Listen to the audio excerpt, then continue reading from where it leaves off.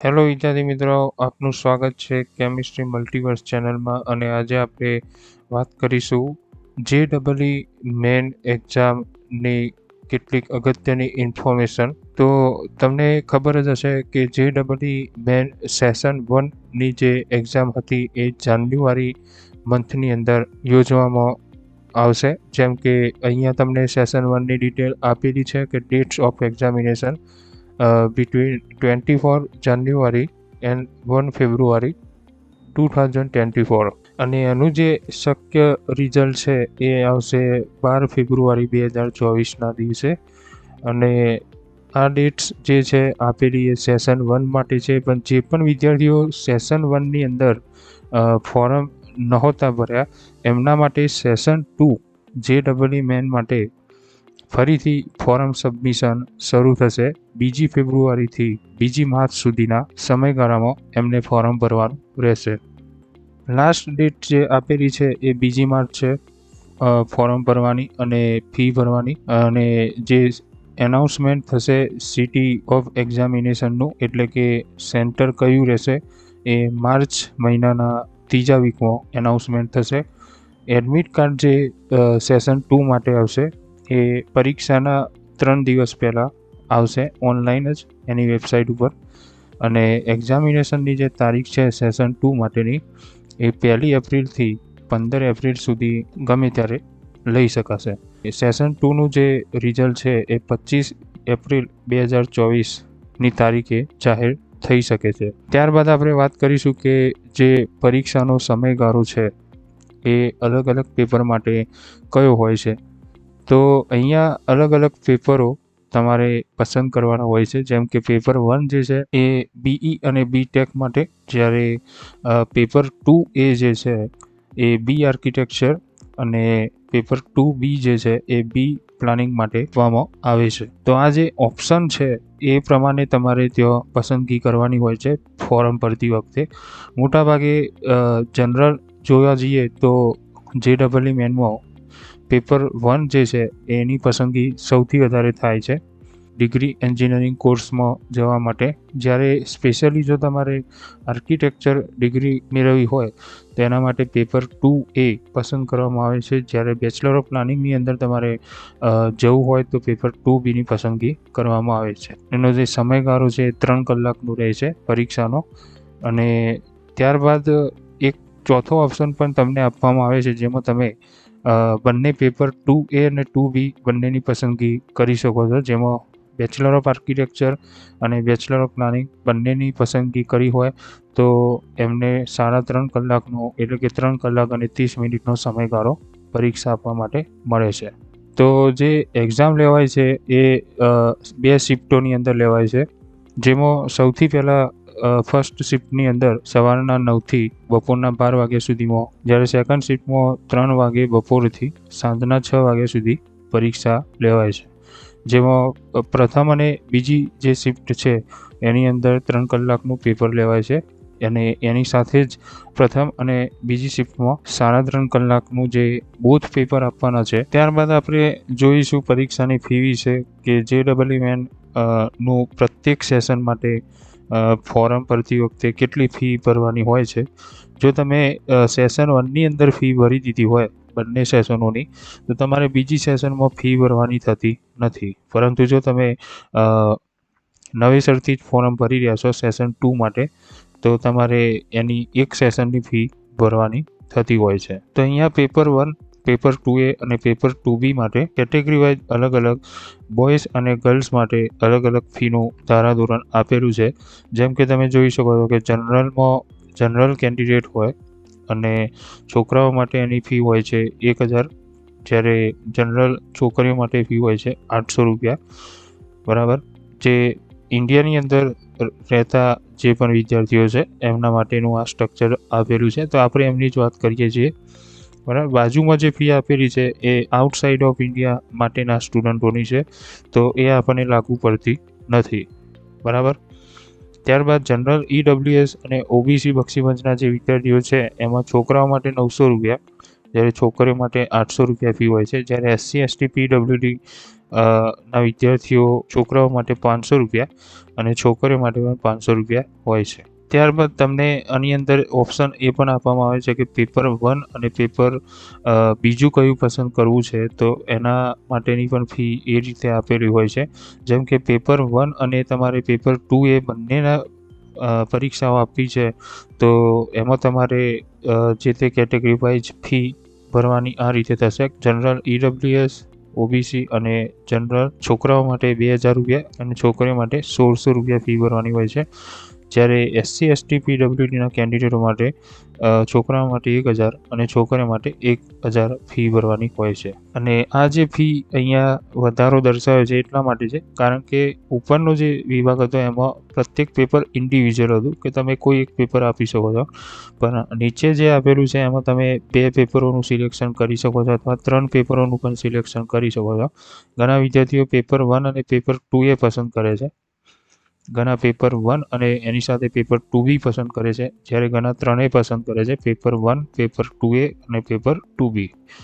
તો ઘણા માત્ર 2A અને 2B જ પસંદ કરે છે. તો દરેક ટાઈપના સ્ટ્રક્ચર પ્રમાણે અહીંયા તમને ફી આપેલી હોય છે. અને ફીનું જે ટેબલ છે એ તમને JEE મેન 2024ની પરીક્ષાની ઇન્ફોર્મેશન બુલેટિનમાં જોવા મળી જશે. અને ફી જે છે એ તમે ક્રેડિટ કાર્ડ, ડેબિટ કાર્ડ અથવા નેટ બેન્કિંગ અથવા UPI ID દ્વારા પણ ઓનલાઈન ભરી શકો છો, જે તમે સાયબર કાફેમાં ફોર્મ ભરાવી શકો છો. અને અહીંયા એ માહિતી પણ આપેલ છે કે કેન્ડિડેટ જે છે એ એક સેશન માટે અથવા બંને સેશન માટે સાથે ફી ભરી શકે છે. એપ્લિકેશન ફોર્મ જે છે એ ફોર્મ ભરવાની જે વેબસાઇટ છે અહીંયા જોવા મળે છે, બરાબર, jeeman.nta.ac.in. તો એ વેબસાઇટ ઉપર જ આપણે ફોર્મ ભરવાનું હોય છે, ફી પણ ત્યાં જ ભરવાની હોય છે. જે બી કેન્ડિડેટ પરીક્ષા આપવા જતા હોય છે એમને એમની સાથે આધાર કાર્ડ અથવા કોઈ બી ગવર્મેન્ટ ID પ્રૂફ ત્યાં આગળ લઈ જવાનું હોય છે. ત્યારબાદ કેટલીક બીજી ડિટેલ પણ જોઈ લઈએ, જેમ કે candidate are not allowed to carry instrument, એટલે કે પરીક્ષા સ્થળે તમે અથવા પરીક્ષા ખંડમાં તમે જે તે ઇન્સ્ટ્રુમેન્ટ, પછી કંપાસ બોક્સ, પેન્સિલ બોક્સ અથવા હેન્ડબેગ, પર્સ અથવા કોઈ પણ ટાઈપનું પેપર, કોઈ પણ સ્ટેશનરીની આઇટમો કે ટેક્સ્ટ લખેલું હોય એવું કોઈ પણ વસ્તુ લઈ જવાની સખત પાબંદી હોય છે. ખાવાની અથવા પીવાની વસ્તુઓ જે છે લૂઝ હોય કે પેકિંગ કરેલું હોય એ પણ લઈ જવાની મનાઈ હોય છે. Mobile phone, earphone, microphone, pager, calculator, docupen, slide rule, log table, camera, tape recorder, electronic વસ્તુઓ બધી જ ત્યાં લઈ જવાની મનાઈ હોય છે. ઘડિયાળ જે છે કેલ્ક્યુલેટર સાથેની એ પણ તમે ત્યાં ન લઈ જઈ શકો, બરાબર. અને જે મેટાલિક આઇટમ હોય અથવા ઇલેક્ટ્રોનિક ગેજેટ હોય જેમ કે ડિવાઇસ હોય એ તમે પરીક્ષા ઘરમાં લઈ જવાની મનાઈ હોય છે. JEE મેન જે એક્ઝામ છે એ જોઈન્ટ એન્ટ્રન્સ એક્ઝામિનેશનના નામથી ઓળખાય છે, જેમાં 2 પેપરનો સમાવેશ થાય છે. પેપર 1 જે અંડર ગ્રેજ્યુએટ એન્જિનિયરિંગ પ્રોગ્રામ માટે હોય છે, જેમાં BE અને BTECનો સમાવેશ થાય છે. જે NIT, IITs અને સેન્ટ્રલી ફંડેડ ટેકનિકલ ઇન્સ્ટિટ્યુશનની અંદર અને કેટલીક યુનિવર્સિટીઓ અથવા સ્ટેટ ગવર્મેન્ટની જે પણ કોલેજો છે એની અંદર તમે એની અંદર એડમિશન લઈ શકો છો.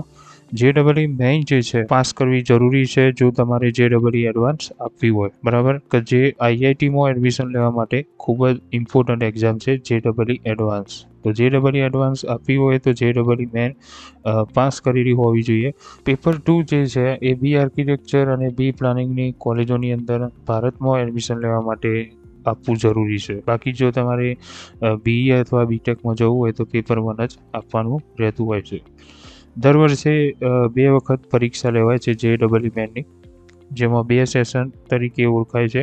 સેશન 1 જે છે જાન્યુઆરીમાં લેવાય છે, જ્યારે સેશન 2 એ એપ્રિલ મહિનાની અંદર લેવાય છે. તો સેશન 1 જે છે એટલા માટે તમને ચાન્સ આપવામાં આવે છે. ચાલુ 12 સાયન્સે પણ તમે સેશન 1ની અંદર ફોર્મ ભરી શકો છો, કારણ કે જો તમે સેશન 1 ની પરીક્ષામાં સારા માર્ક્સ ન લાવી શક્યા તો તમને ચાન્સ મળે છે કે તમે બીજી સેશનમાં સારા માર્ક્સ લાવી શકો. ક્વેશ્ચન પેપરનું જે મીડિયમ છે એ તમે કોઈ પણ ભાષામાં સિલેક્ટ કરી શકો છો, જેમાં ઇંગ્લિશ જે છે એ મેઇન લેંગ્વેજ તરીકે દરેક પેપરમાં હોય જ છે, પણ તમને એનું કન્વર્ઝન સાઈડમાં ગુજરાતીમાં અથવા હિન્દીમાં આપેલું હોય છે. જો તમે ઇંગ્લિશ હિન્દી પસંદ કરો તો ઇંગ્લિશ અને હિન્દી માધ્યમમાં જશે, જ્યારે ગુજરાતી પસંદ કરો તો ઇંગ્લિશ અને ગુજરાતી માધ્યમમાં પેપર જોવા મળશે. પેપરનો જે પ્રકાર છે એ પણ જોઈ લઈએ કે પેપર 1 જે છે BE અને BTech માટેનું, એમાં મેથેમેટિક્સ, ફિઝિક્સ અને કેમિસ્ટ્રીનો સમાવેશ થાય છે, જેમાં ઓબ્જેક્ટિવ ટાઈપ બધા જ પ્રશ્નો હોય છે. બધાનું જે વેઇટેજ છે એ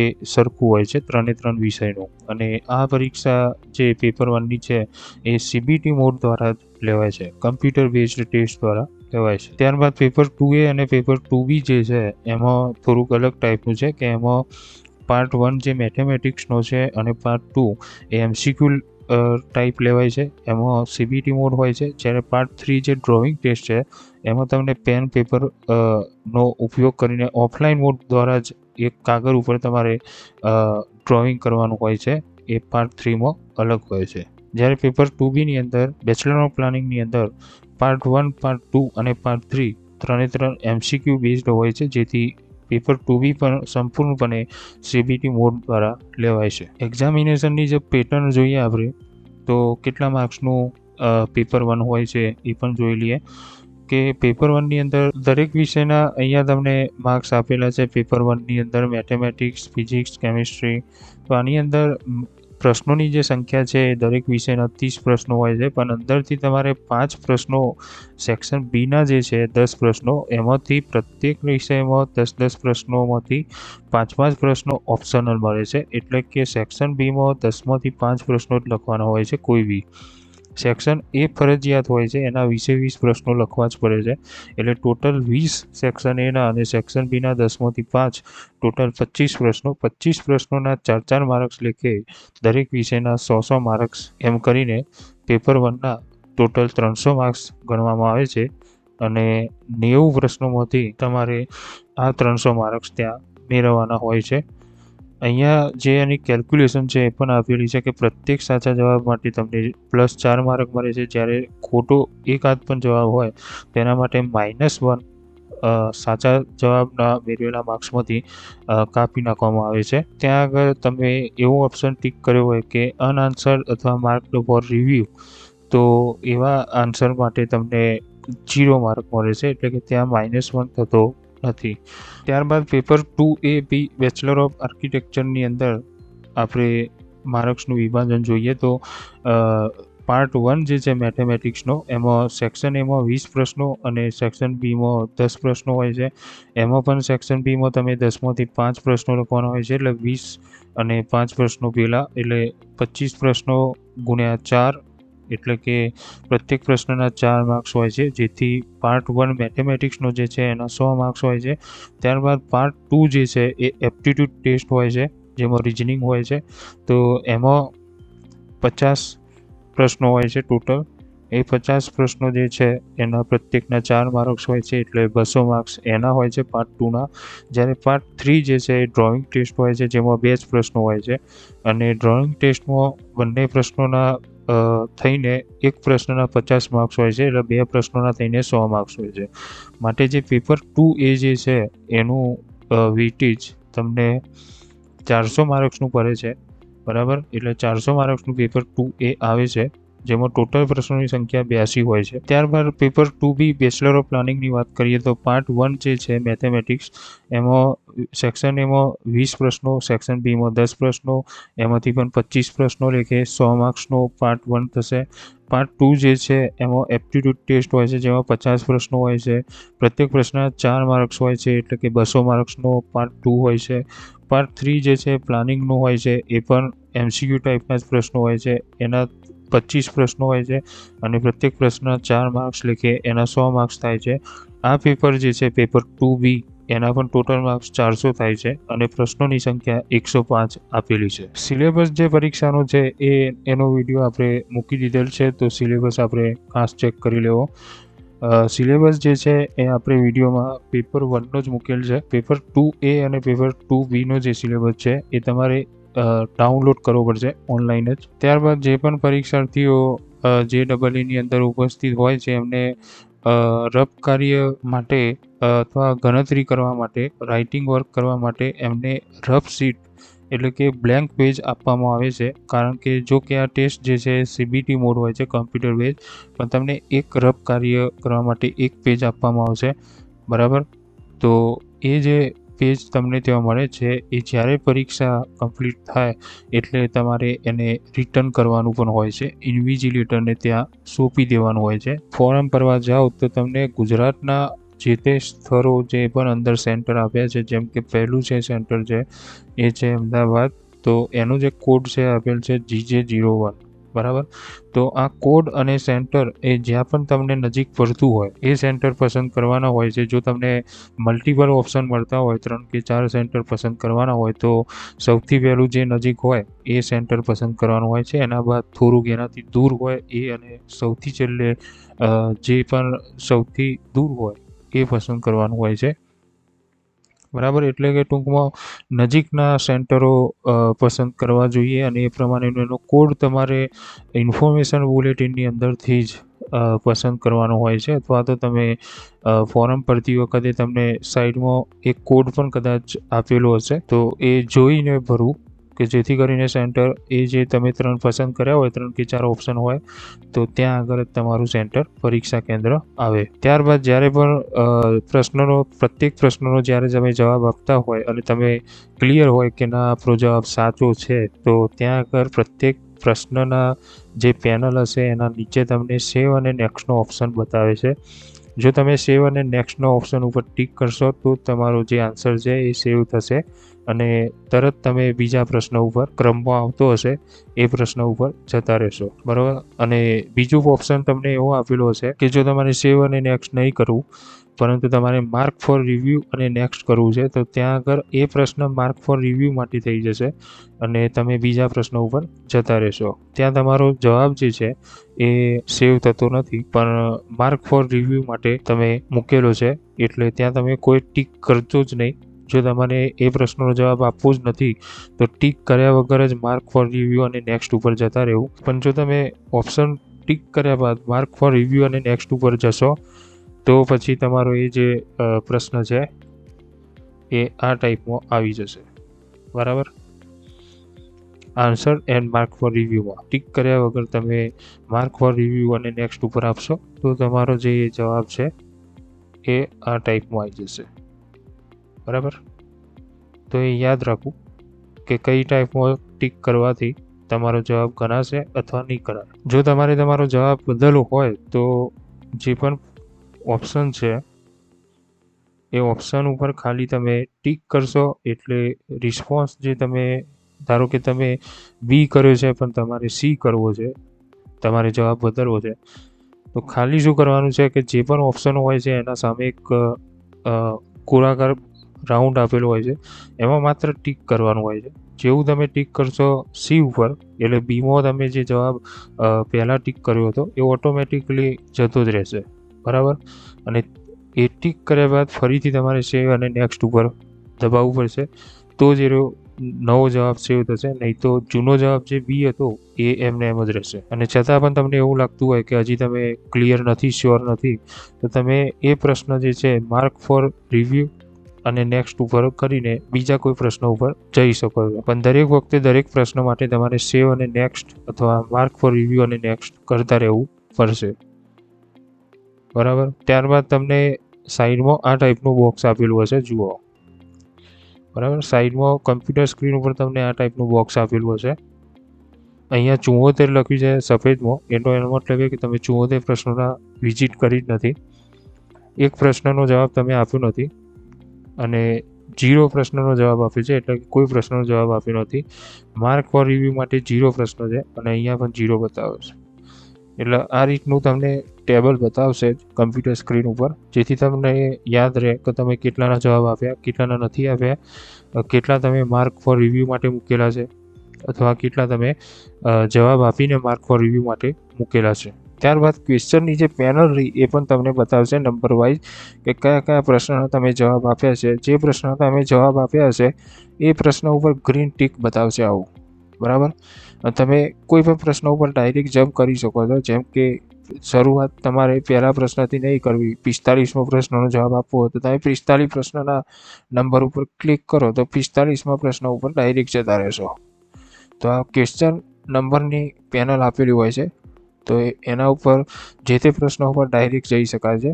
એવું જરૂરી નથી કે લાઇનસર જ જવું. હવે પછીના દિવસોમાં આપણે કેમિસ્ટ્રીના જે પણ બોર્ડ પરીક્ષા માટેના વિડીયો છે એ અલગ અલગ ટોપિક, અલગ અલગ એક્ઝામ્પલ્સ માટે મૂકતા રહીશું.